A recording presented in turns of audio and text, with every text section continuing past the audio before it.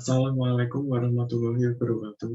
Perkenalkan, nama saya Sahrul Ferdiansah, NIM 2021-11002, kelas 2A Manajemen. Pada video kali ini, saya akan menjawab soal UTS Bahasa Indonesia.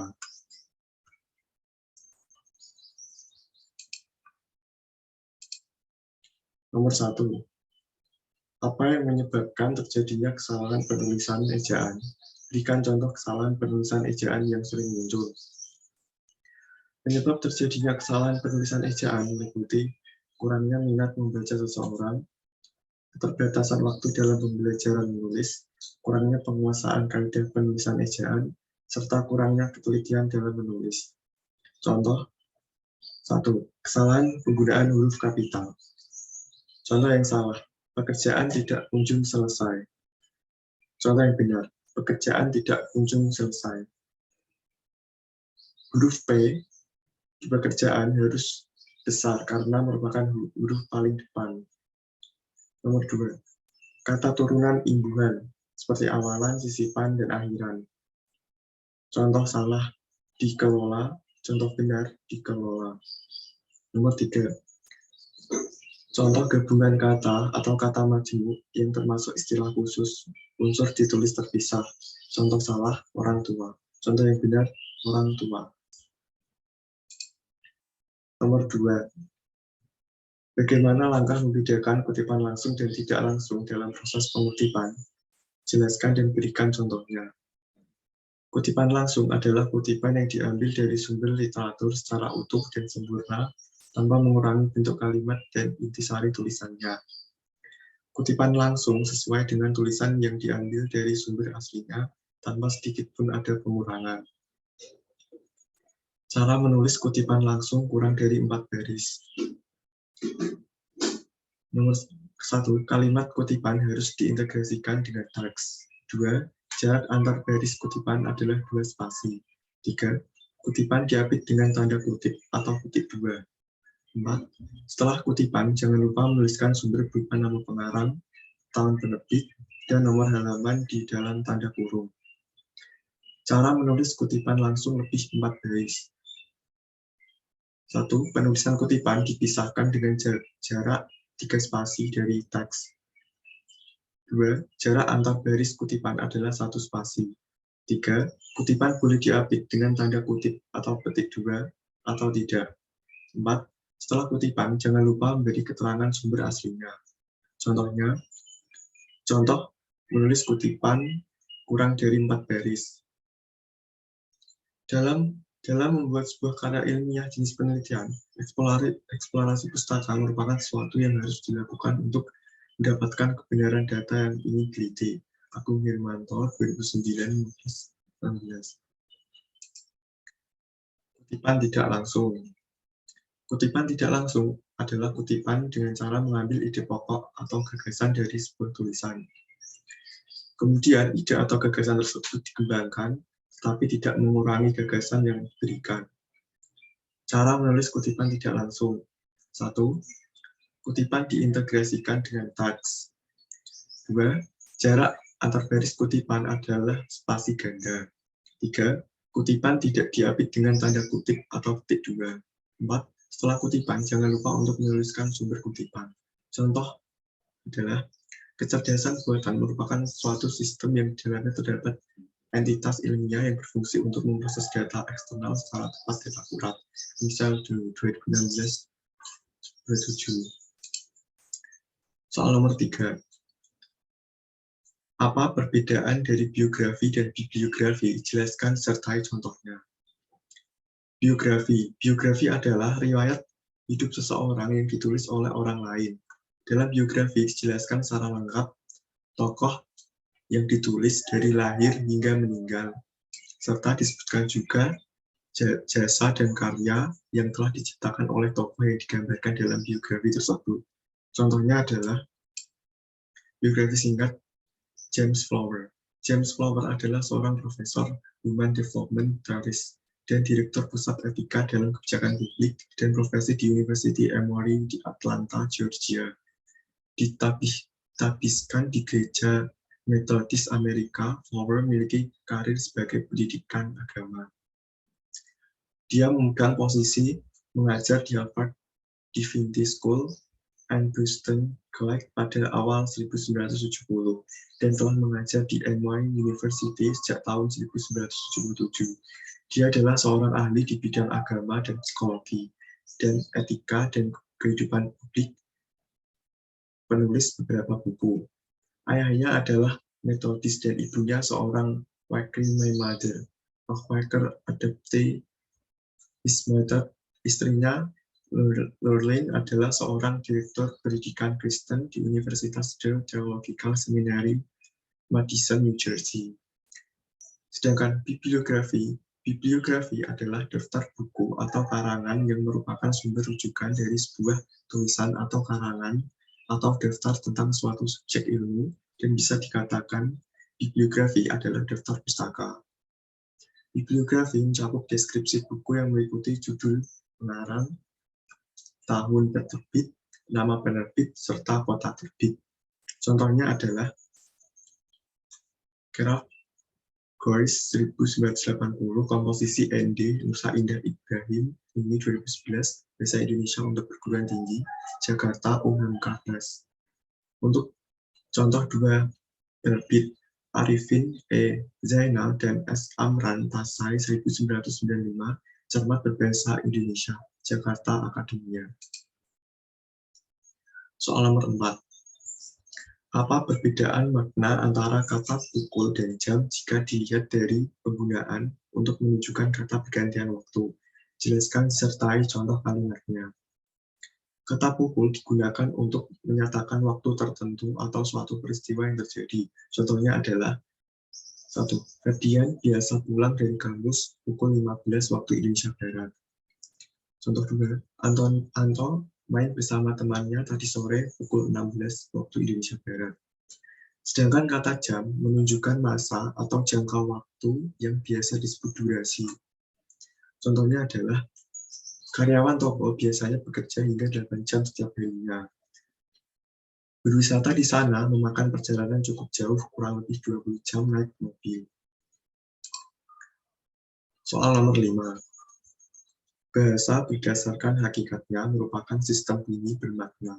Jelaskan pernyataan tersebut dan apa kaitannya antara sistem bunyi bermakna dengan penggunaan bahasa. Bahasa merupakan deretan bunyi bersistem sebagai alat atau instrumentalis yang menggantikan individual dalam menyatakan sesuatu kepada lawan tutur dan akhirnya melahirkan kooperatif di antara penutur dan lawan tutur. Dalam hal ini, dapat dijelaskan bahwa bahasa dalam wujud bunyi yang bersistem tersebut memiliki peran pengganti bagi penutur untuk menyatakan gagasannya yang kemudian direspon oleh lawan tutur, sehingga terjalin komunikasi yang baik.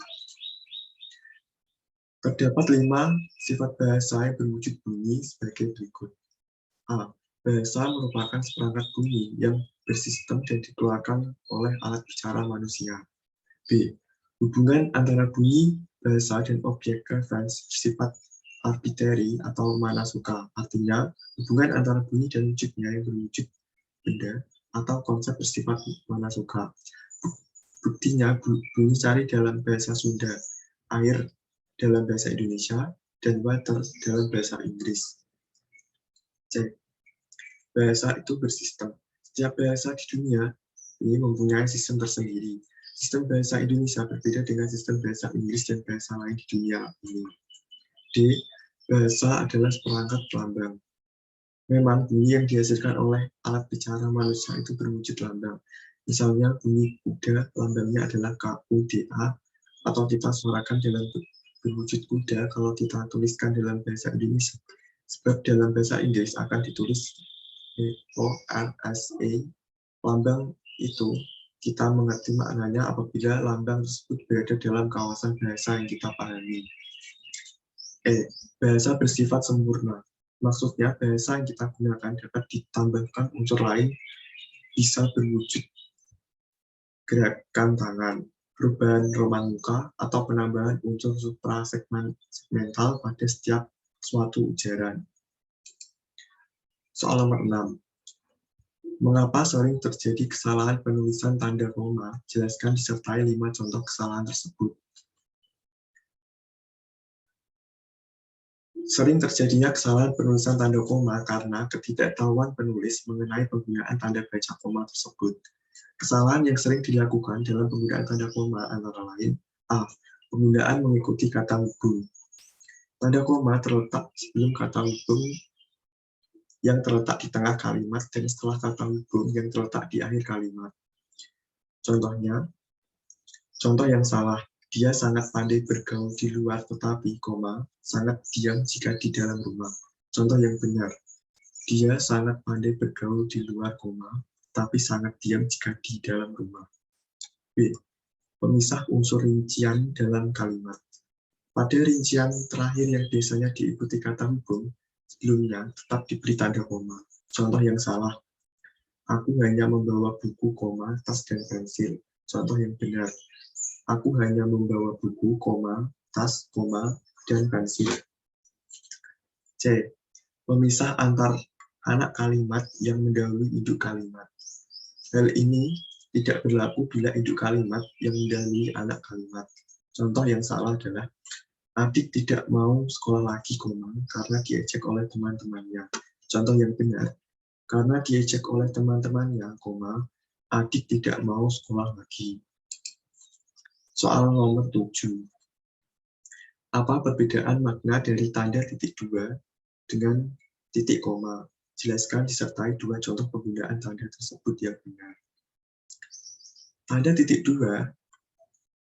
A. Tanda titik 2 digunakan pada akhir dari suatu pernyataan lengkap. Namun titik 2 tidak dipakai bila perincian tersebut merupakan pelengkap yang mengakhiri pernyataan. Contoh: Tika membeli buah apel, titik 2. Tika membeli buah, titik 2, apel, pisang, salak, dan durian. Contoh selanjutnya: hanya ada 2 kemungkinan dalam menjawab soal ujian, titik 2. Benar atau salah. B. Tanda titik 2 digunakan dalam naskah drama sesudah nama yang menunjukkan tokoh atau pelaku dalam percakapan. Contohnya, Ferdian, titik 2. Apakah kamu sudah mengerjakan tugas UTS hari ini? Contoh selanjutnya, Aldo, titik 2. Hari ini cuaca cerah. C. Tanda titik 2 digunakan sesudah kata ungkapan yang memerlukan pemerian. Pemerian maksudnya penjelasan, detail, atau spesifikasi. Contohnya, Ketua, titik 2, Dr. Andes Kristanto Puji M. Sekretaris, titik 2, Profesor Dr. Nova Antasari Bendahara, titik 2, Mary Tanto, SPD. Tanda titik koma. A. Tanda titik koma digunakan sebagai pengganti kata hubung untuk memisahkan kalimat setara yang satu dari kalimat setara yang lain dalam kalimat majemuk. Contohnya adalah: Hari sudah pergi, titik koma, ibu bergegas pergi ke pasar. Contoh lainnya: Doni membaca jurnal, titik 2, Fajar mencatat rangkuman pelajaran, titik 2, Des memilah data statistik. B. Tanda titik koma digunakan sebagai akhir dari perincian berupa klausa. Contohnya, syarat siswa calon peserta penerima beasiswa antara lain, titik koma, berbadan sehat, titik koma, jumlah keseluruhan nilai rata-rata di atas 8, titik koma, tidak memiliki riwayat pelanggaran tindak pidana, titik koma, dan memenuhi seluruh kelengkapan formulir pengajuan beasiswa. C. Tanda titik koma digunakan sebagai pemisah bagian-bagian perinci dalam kalimat yang sudah menggunakan koma. Contohnya adalah: penjaga toko memisahkan barang dagangan di rak, seperti buku, pensil, penggaris, penghapus, titik koma, makanan ringan dan minuman kemasan, titik koma, sabun, pasta gigi, dan sampo. Contoh selanjutnya: Reno membeli sepatu, sandal, dan kaos kaki, titik koma, buku, penggaris, dan pensil, titik koma, nanas, lemon, dan semangka. Soal nomor 8. Jelaskan mengapa sering terjadi kesalahan penulisan huruf miring. Berikan contoh kesalahan tersebut disertai dengan pembenarannya. Kesalahan pada penulisan huruf miring terjadi karena kurangnya pemahaman tentang kaidah pemakaian huruf miring atau juga disebabkan kurangnya ketelitian penulisan. Dan perlu diingat bahwa dalam tulisan tangan, huruf atau kata yang dicetak miring diberi satu garis di bawahnya. Contoh yang salah. Koran Suara Asia menyerukan aksi perdamaian untuk Ukraina. Contoh yang benar. Koran Suara Asia menyerukan aksi perdamaian untuk Ukraina. Nama koran Suara Asia harus diberi tanda garis di bawahnya. Soal nomor 9. Jelaskan bentuk kesalahan penulisan konsonan dan vokal pada karya tulis ilmiah. Berikan contoh kesalahan tersebut disertai dengan pembenarannya. Karya ilmiah merupakan karya tulis yang isinya berusaha memaparkan suatu pembahasan secara ilmiah yang dilakukan oleh seorang penulis atau peneliti untuk memberitahukan sesuatu hal yang secara logis dan sistematis pada para pembaca. Karya ilmiah biasanya ditulis untuk mencari jawaban mengenai sesuatu hal dan untuk membuktikan kebenaran tentang sesuatu yang terdapat dalam objek tulisan. Dalam karya ilmiah, seperti makalah atau skripsi, sangat memperhatikan sistematika penulisan, ejaan, pembacaan referensi, atau literatur pustaka yang membutuhkan waktu yang relatif lama, serta harus memperhatikan jumlah halaman setiap bab. Contoh kesalahan huruf vokal dan konsonan. Kesalahan ejaan yang meliputi kesalahan penulisan huruf vokal A dan vokal I, seperti pada contoh kata moro, seharusnya ditulis menjadi mara, vokal A, dan boyolali, seharusnya baya lali, vokal I. Kesalahan penulisan huruf konsonan D dan C, seperti pada contoh frasa podomoro, seharusnya pada mara, konsonan D, dan ibu cipto menjadi ibu cipta, konsonan C. Sekian pemaparan materi dari saya. Bila ada yang salah, mohon dimaafkan. Terima kasih. Wassalamualaikum warahmatullahi wabarakatuh.